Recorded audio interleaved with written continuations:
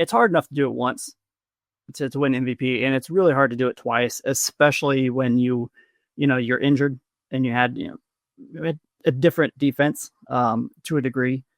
But I mean, what can you say about her, man? I mean, her records are through the roof. It seems like every week she's either tying or shattering a record.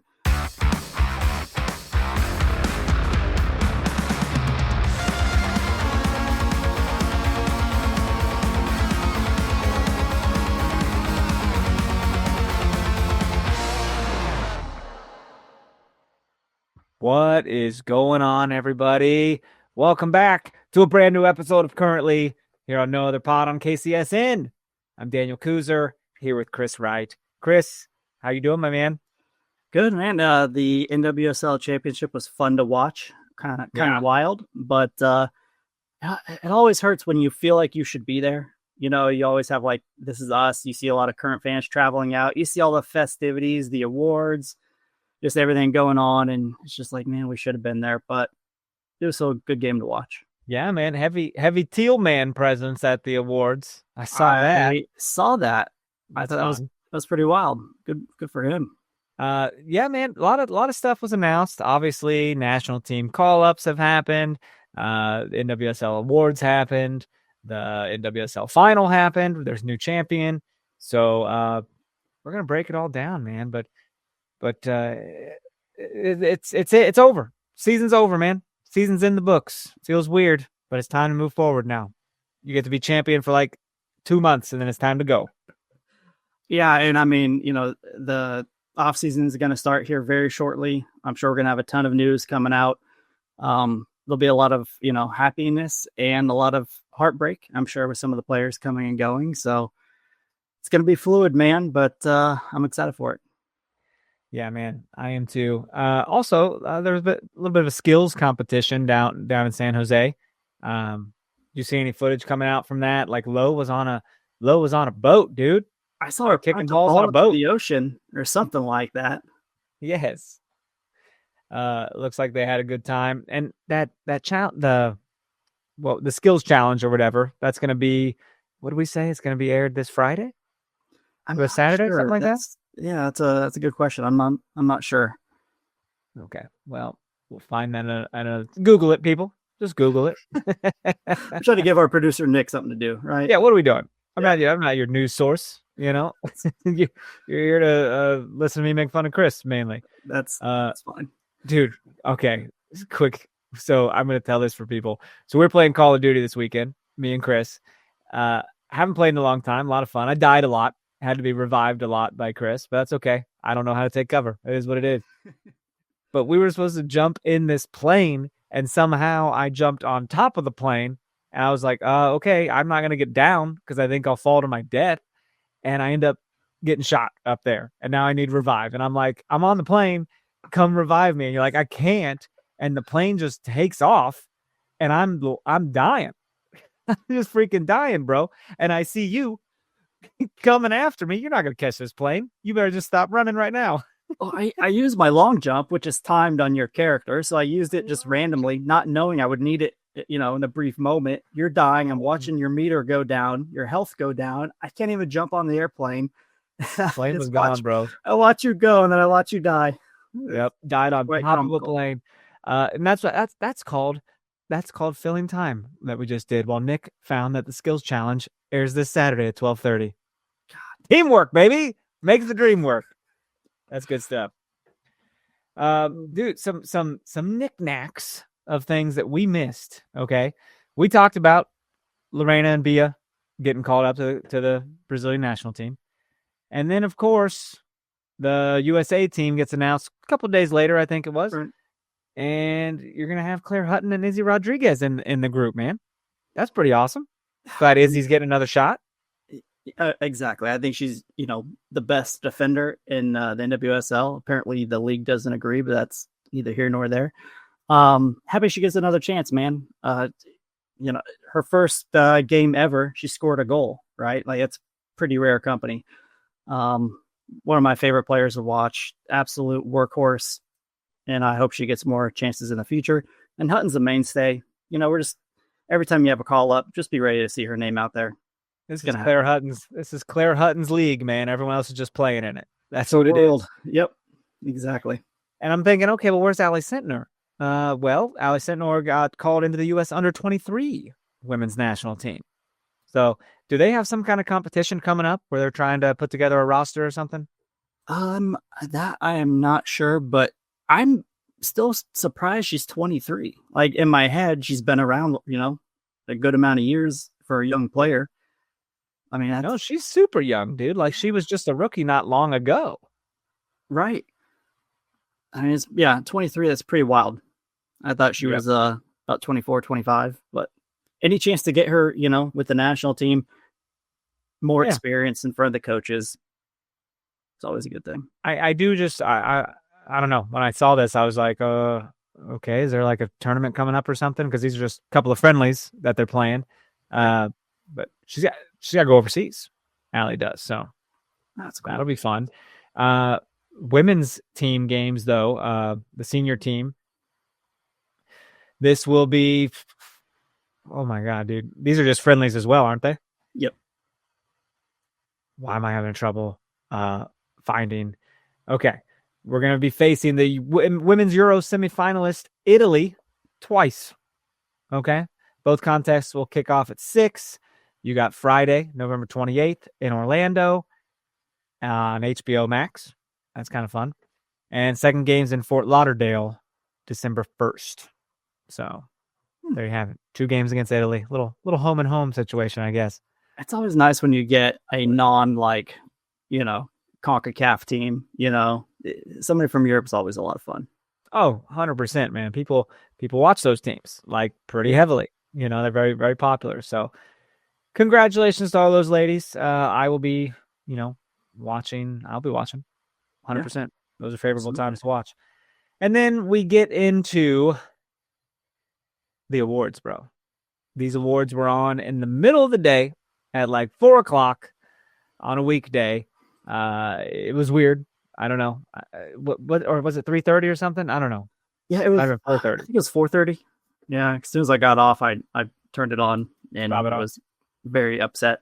But well, there were some surprises in my mind, and then some not so surprises. And the not so surprises was Lorena winning goalkeeper of the year.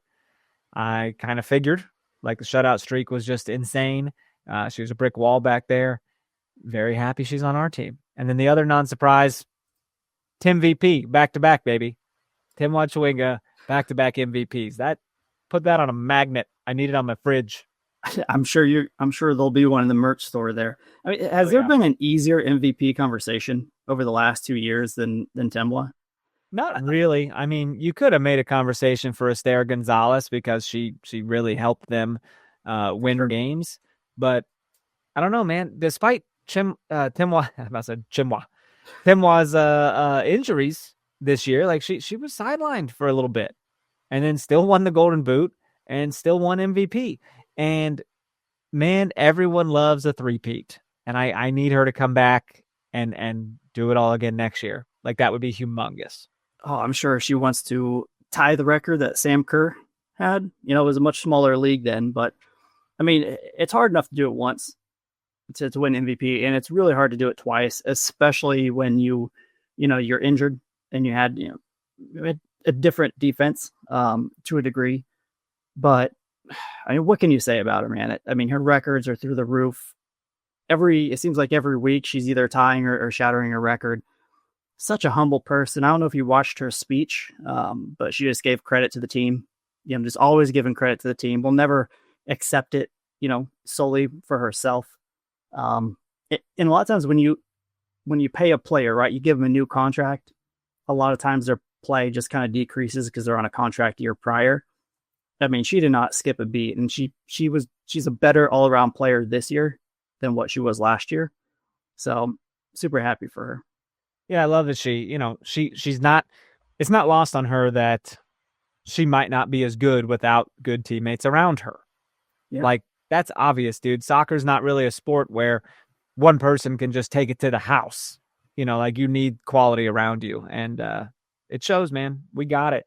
But this season, dude, she finished with 15 goals and 3 assists in 23 regular season appearances. So, despite injuries, she wasn't out that many games, but like that goal to game ratio, man, you should be happy if you have a striker that scores every other game. That's pretty good. Score every other game. She did more than that. Pretty wild. If I'm a stare, I'm thinking like, what do I got to do? What do I got to do to win MVP? And the answer is just don't have Tim win your league. The answer is just wait for her to leave.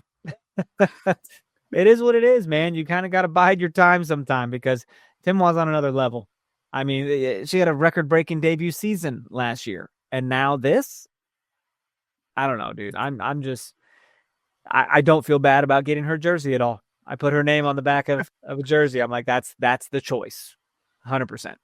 I watched a lot of media, a lot of analysts and kind of national media talk about these awards, and because before the awards, I just wanted to get a feel as to what everybody was thinking. Was I thinking something similar? And every single analyst referenced that it hands down Chawinga. Don't even spend your time thinking about anybody else. So yeah, I imagine the judges and everybody who's making these decisions is probably very pleased to not have to make any like tough judgment calls. Just give it to Temwa and move on. 100%. It's like we don't have to talk long about this, right? Like It's just this is what it is. Also, in that award ceremony, they announced their best 11 of the league. Our first team recipients were Temwa Chawinga, Claire Hutton, Lorena, Izzy Rodriguez, and Kayla Sharples. 5 out of 11. That's kind of how it's been all year, bro. Give us half the freaking field players. And defender Haley Mace and forward Bia are on best 11 second team. Now, dude, our 5 best 11 first team honorees is the most by a single club in the history of the NWSL. History. That's 13 years. That's wild. I know. That's absolutely insane. And our 7 total selections is tied for second most in league history. But just awesome, dude. It's cool to see them all dressed up and everything. I'm like, man, look, it's like you see someone in their uniform or something every day, and then you see them dress up. It's like, y'all clean up good. That's great, man. They were looking classy as hell. I'm sure it's a lot of fun for them. This was never a thing back then. So in terms of, having an award show and a ceremony and, Is this the first time they've done this?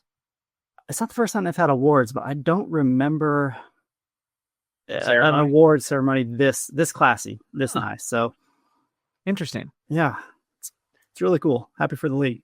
Happy for the league. Also, Casey Current announced a Teal Rising Youth Cup.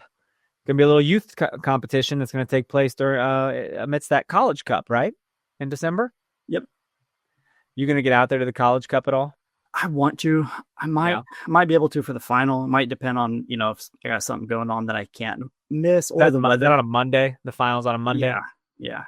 Monday Night Raw in Kansas City, baby. Oh, all right. I know. I was looking too. I was like, man, maybe I can see if Chris wants to go to this. Nah, can't make it. Well, I know KU just lost, but they were in the Sweet 16, which was pretty cool. They lost to Duke. So they will not be part of that. Yeah. I don't know if UCLA will make it. I don't know if they won or lost. Maybe I should check that. But if they make it to the finals or semifinals, probably go out there. Oh, right. Because your partner went to UCLA. Yep. Very cool. Yeah. She feuds with Jimmy, who went to USC. She does. Yeah. Yeah. They don't know it, but they feud with each other. They don't know it, but they hate each other. So we're just orchestrating this beef behind closed doors that neither one of them knows about. Hyping it up. Just, pulling the strings. Moving on, kind of going in the order of things that were announced while we were away. There was a U.S. under-20 training camp that called up some players, man. Katie Scott, Alex Pfeiffer, Mary Long. Why don't we just have our whole team go into international training camps? That's what it feels like sometimes. And if it's not on the national team or the U.S. national team, you got, I'm trying to think of Rocky Rodriguez is over there.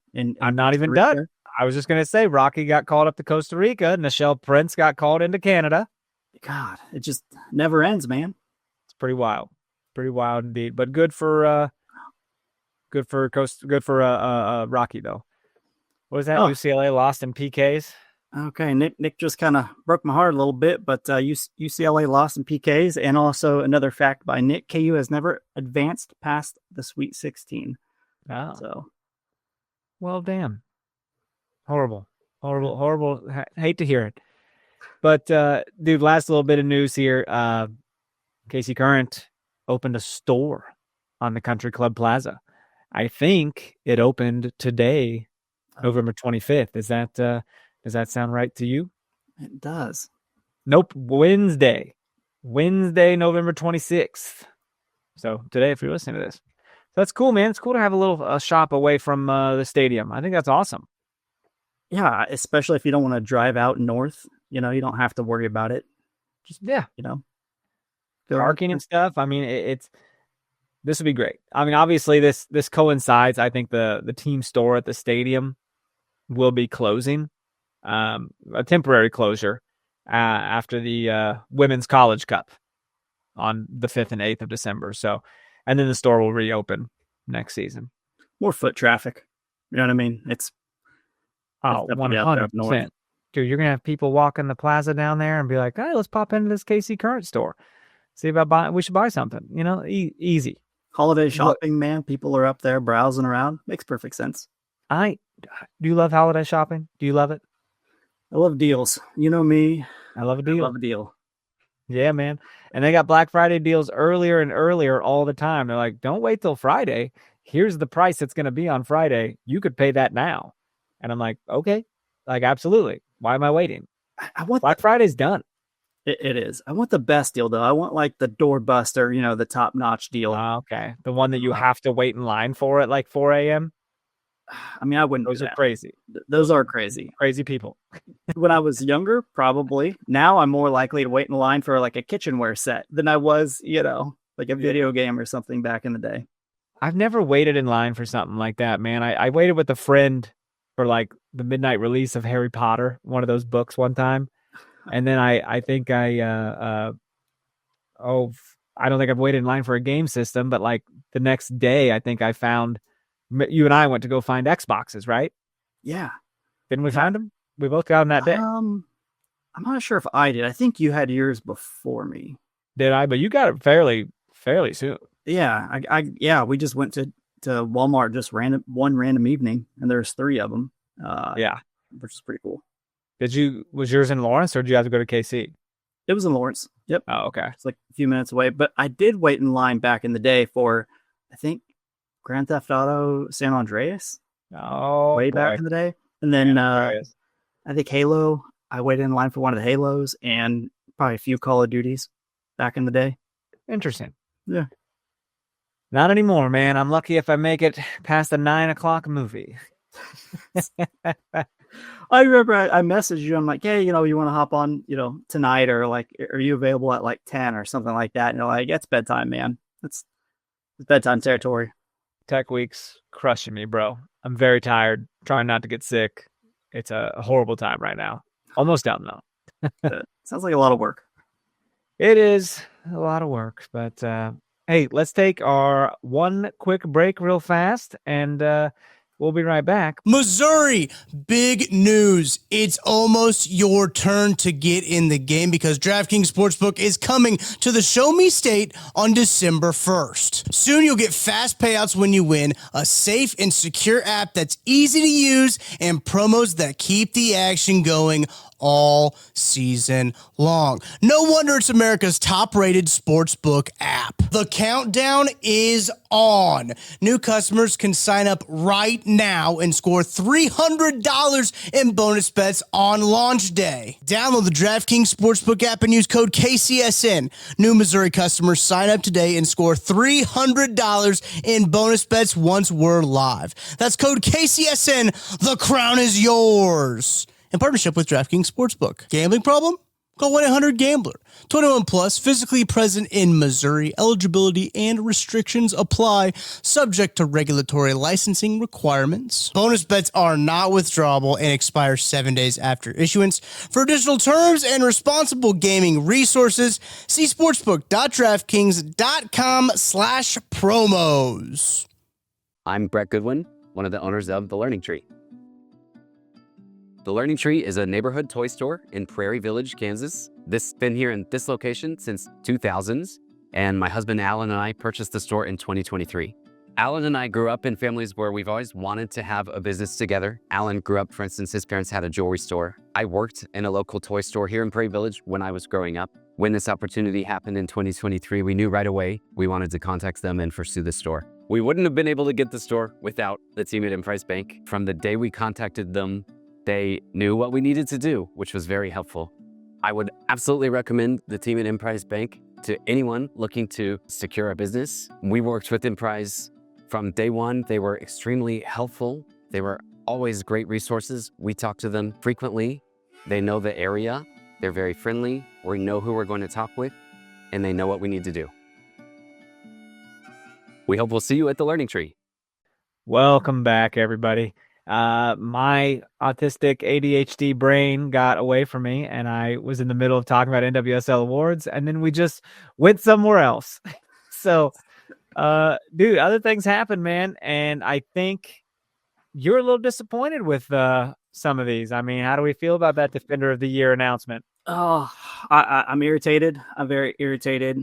Once I did a little more research, I wasn't as irritated because Temwa Chawinga did have a really good year. Her numbers and stats back it up. But they should not win a Defender of the Year when they let in twice the amount of goals. We only let in 13 goals all year, and they let in 33. So I don't know how you give their Defender of the Year. In listening to other analysts talk about this particular award, a lot of them were giving Izzy credit for her assists. I'm not sure if the league does, if they count that kind of a thing, but I don't see how you don't give somebody credit for tying the league in assists with a forward or midfielder. Absolutely crazy to me. And then when I reviewed the FOTMob and SofaScore, some of the analytics sites here for their overall rating. Let's see here. For FOTMob, Izzy Rodriguez had a 7.39, and for SofaScore, a 7.18. That leads all defenders. For that analytic. And then Temwa Chawinga had a 7.25 for FOTMob and 7.15 for SofaScore. So a little bit below Izzy, but I just don't know how you give Tara that award. I really don't. Izzy should have got that, huh? I think Izzy should have got it. I mean, she was certainly more of an attacking presence. Now, I don't know if that factors in, but even if you don't give her that, you have Kayla Sharples, who was slightly below Izzy and Tara in rating, slightly. But she anchored a defensive line that let in less than half the amount of goals. Yeah. I don't know. I truly believe there's a bit of a conspiracy to not give the current players and coach kind of a run of the awards. I think they want to keep it. I think they want to keep it, they want to spread it out so that way every fan base, every team, every player has a little bit of an opportunity. There's no way Tara should have won that award. She had a better year than I thought, in hindsight, but she should have not won that award over Izzy or Kayla. Yeah, it shouldn't be a conspiracy. It should be like the award goes to the best person. Like, don't just because they won this over here doesn't mean they shouldn't win this over here. Like that's horrible thinking when it comes to awards. Has to be I want to see scorecards like boxing or anything where I want to see decisions because I don't know how Vlatko doesn't win Coach of the Year either. I don't know. I have no commentary on that, whatsoever. I was baffled, So Bev Yanez was an assistant in 2023, and she became a coach in 2024. She was a player as well, right? Right. And if you live under a rock, Bev Yanez beat Vlatko for Coach of the Year. I've seen a lot of national media kind of inch towards Bev in certain respects. I greatly disagree. I wonder if the league has a little bit of Kansas City Current fatigue, just tired of them winning everything. But So it's what? we don't like sports are supposed to be like fact-based, objective, data-driven awards. That's what it's supposed to be. This is not like, oh, I'm tired of hearing about them, I'm going to vote against them. What is that? This isn't politics.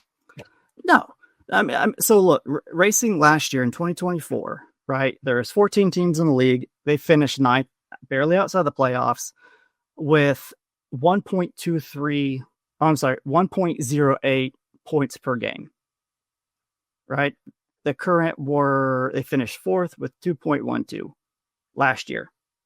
So a lot of people are using the argument of giving Bev credit for how she improved the team this year, got them into the playoffs for the first time, I think, ever. So they went from 9th to 7th with 1.42 points per game, and they barely squeaked in by 2 points. I don't know how you give a coach of the year an award for moving up, 2 spots in the standings. And on the flip side, you got Vlatko, who the current average 2.5 points per game. 2.5 points per game. That is almost unimaginable. I mean, racing had a goal difference XG goal difference of 3.5. The current 25.5. Wow. That is astronomical. And then obviously, I mean, we all know the stats that Vodko broke. We've all been following it.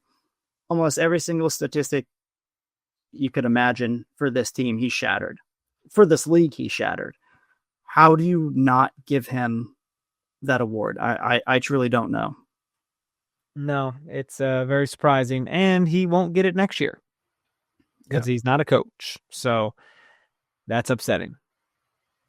But other than that, man, Rookie of the Year was Lily Reel, right, from Gotham.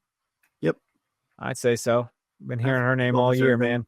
Yeah. Very, very powerful young lady. Midfielder of the year went to that North Carolina gal, Matsukubo. Yep. I would have voted for her. She was a part of the MVP race as well. She's only 24. Right. I mean, just talk about a future. She was a lot of fun to watch. She was an absolute threat. You had a game plan for her every which way. I mean, I have no argument with that. Yeah. Okay. Yep. Well, that it is what it is, man. I'm glad we got a good handful of awards out of all that. But there's some you miss and some you get. So you keep on moving. Right. Can't win them all, even if you should. So I was looking at Gotham's parade celebration. A lot of pictures and stuff from New York. I had heard that they said there wasn't going to be time to plan a parade because of the Thanksgiving Day parade in New York. Well, I mean, looks like they did one. They absolutely hit the streets and were on buses and throwing out, Lily Reel was throwing out Fireball whiskey bottles, like little shots to what I can assume is underage children in the crowd. Put that out there. Rookie of the Year gives alcohol to minors. But Rose Lavelle out there looking like she just loves Fireball. But this is a Cinderella story, man. This was a team that was underdog my ass and went out and proved it. And I think it's great. An 8 seed has never done this before, and I think it's wonderful. That's off to them. They had the toughest route to win the championship you possibly could Kansas, in Kansas City against a team that's dominated the season all year long. Then went to Orlando, knocked off the defending champions in their place, and then went to went and beat the second ranked team, Washington, and a neutral site, man. Just great job by them. Like you said, it's Cinderella story. It's wild. And if you're a fan of Gotham, that's got to feel greater than anything. if you're a fan of Gotham, perhaps you hired an Etsy witch. Have you heard about this? I have not. Bro, someone posted on X that they paid an Etsy witch for Gotham to win. And there was just this person that they paid on Etsy, and they wrote back stuff that they did, like chanted incantations for steady defense, sharp passing, powerful shots. This is like Desert Rose Psychic, and did a whole championship spell. God. Well, if that's what we got to do to win, we need to start getting some Etsy witches on our side. Why the hell not? Rose Lavelle won MVP of this. She was fantastic. That was a banger. That goal shot. That first of all, Bruninha, came on for Lily Real. But, of course, Brazilian's going to do her fancy footwork. Just kind of did the crossover a couple times. Slid that ball to the top of the box. And what a hit, man. What an absolute hit. It's amazing. This game had championship caliber all over it. Like, these women were getting physical at times, dude. There was some, like, shoving, some tripping. I mean, I'm surprised there weren't more cards in the first half as like, the teams were trying to feel each other out. For the most part, I thought Gotham looked like the better team. Yeah. And numbers were showing that, too. They had more of the ball. They had more shots in the first half. It was going pretty well for them, all things considered. Yeah, it wasn't an exciting game as a neutral fan. It was kind of muddy, That's what Gotham had to do. When you have a team that's, I don't want to say more talented, but has, people think are more talented and more skilled, you just got to muddy the game up. And that's exactly what they did. Gotham had a, XG of 0.58 compared to Washington's 0.49 with more shots. A little less possession, but they made more of it. Just credit to Gotham's defense, man. They gave it one goal for us against us, none against Orlando, and none against Washington. When their defense, when it mattered the most, their defense showed up. Yeah, 100%. Kind of heartbreaking for Trinity Rodman towards the end. Went down with what looked to be like a pretty serious injury. Any word on that? Do we know what happened? No, she's been dealing with back issues for a while. Yeah. She missed part of the season with it and then had a leg injury. She's out of contract now with Washington. I know there's been a lot of talk about some WSL teams, and then recently a little bit of a surprise, DC Power, a USL team came up and is apparently made a very large offer, more than what the NWSL can match, the way their current structure is for her, which is wild. I don't know if you're the NWSL, I don't know how you would ever allow one of your star players, the faces of your league, go to a USL team. But she did mention after the game that she just needs time. Like, this has been a long and difficult season for her, just battling injuries. So I don't know. It would be a massive loss for the NWSL. She's a personality, man. She's a face. A lot of times in this sport, like, people don't really flock to teams. They flock to faces, she's a big name player. And that's how you find your favorite teams, as well. And I grew up watching Emmitt Smith, in the 90s, and that's how I became a Cowboys fan. And I still suffer to this day. So look what Messi did for Miami, dude. Miami's got a shit ton of fans from around the freaking world. Mahomes did it for the Chiefs, man. They got European Chiefs jerseys out there. It's crazy. When I was in Turkey and I got a couple, jerseys, black market jerseys there that were a few bucks, but, not the best quality. There is Messi Miami jerseys. You just have all these like big name players and then Messi Miami jerseys. Only MLS jersey there. Wow. I should have got one. I don't know why I didn't now. I should have got a lot of them, but they're like $6 $6 for a jersey.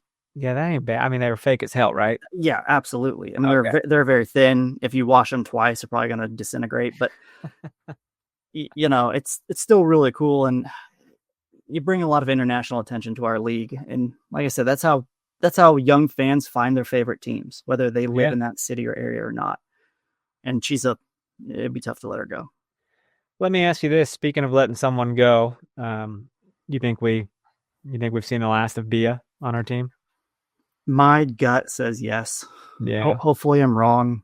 I don't know what the salary cap situation is like, but I imagine, the Current like to make a splash. They like to get that buzz. They could go overseas and get somebody. I think we have 3 or 4 international slots or something like that.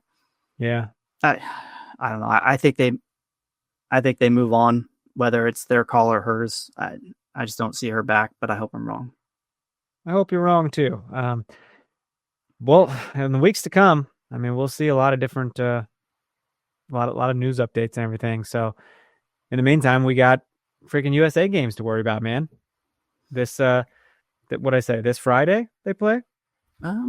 Yeah, this Friday at 6, and then Monday at 6. So, definitely show up, support Claire, support Izzy.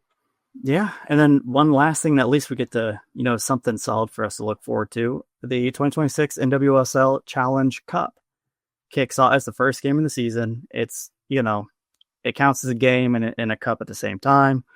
February 20th, 2026. It's going to be the Current and Gotham.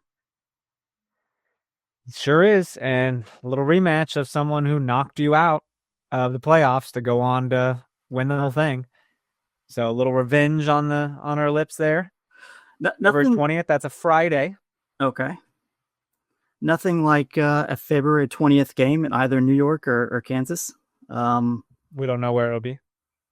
I want to say it's got to be in Gotham. They won. Either way, it doesn't sound horrible. It doesn't sound like the greatest time in February. No, we're going to be bumbled up, whether it's in New York or in Kansas. So it's going to be fun, though. Great way to start off the season. Yeah, isn't that? Will there be other games that week, or is that the only game of the weekend? It's just that game. Yeah, that's pretty wild. And then we'll have like a bye at some point when other teams don't. Yep. It's pretty interesting. Well, that's cool. Anyways, man, we'll keep an eye on things as things are moving forward. Obviously, happy Thanksgiving to everybody out there this Thursday. Be safe out there doing your Black Friday shopping and everything. When stuff pops off, we're gonna be here to talk about it. Might see if we can rope in an interview or two, or do an every other week situation. I don't know, but keep an eye on your podcast feeds because we're coming. Anything else to add today, Chris? I don't have anything. I think we got it all. I think we covered it. Well, all right, everybody. Thank you so much for being here. Thanks for all your 5-star ratings and reviews on Apple Pod and Spotify. You can hit us up on nootherpod@gmail.com. If you have questions, concerns, comments, love, hit us on socials at nootherpod, at Dan Kooser, at Chris Wright 21. And for Chris, I'm Daniel. We'll talk to you later. Love you.